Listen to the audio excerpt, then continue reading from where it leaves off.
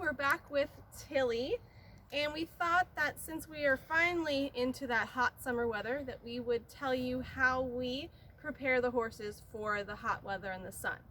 So this is the time of year for flies. They are everywhere and they like to convene around the horse's eyes especially. So when they're really bad, we sometimes use fly masks. And the first question that we always get is, can they see through those?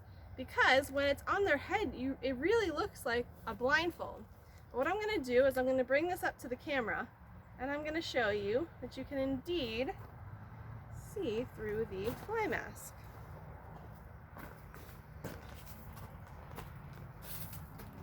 So it's mesh and you can easily see through it. I'm going to hand this off to Molly.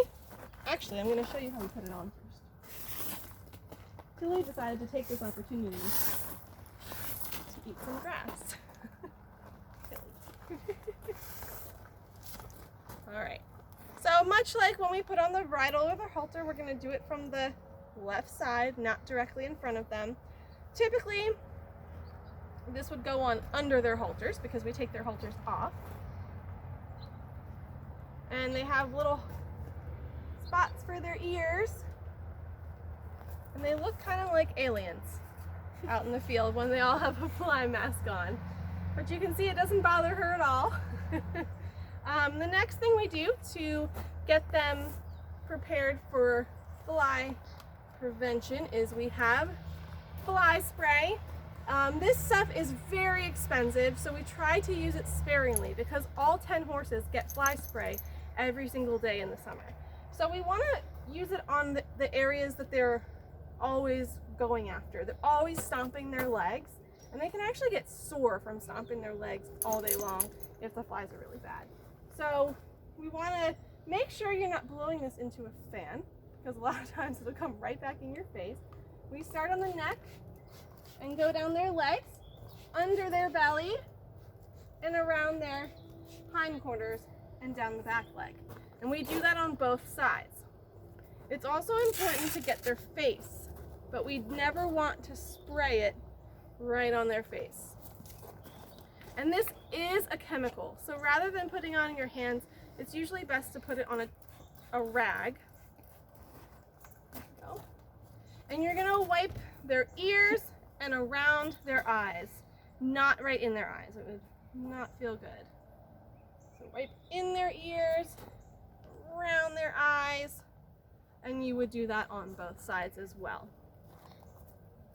The last thing, and this is sort of surprising to many people, is that the horses with very fair skin on their noses, like Tilly here, get sunscreen applied before they go back out into the field every day. They can get very burnt up when they're out in the sun all day long. So they can use a sunscreen, pretty much any kind of sunscreen, like we would use. She needs more than most of the other horses. A lot of the horses only have a very small pink spot on their nose. She has quite a large area of pink. And she did already get some today, so I don't want to waste too much sunscreen. But you want to start by gently putting it on their nose and rubbing it all over the nostril. She is pink all over. And you can see that she also has a lot of pink pigment in her skin going all the way up the side of her face. So you want to apply it evenly, just like you would on yourself. And then it also has to have a chance to set before we take her back outside.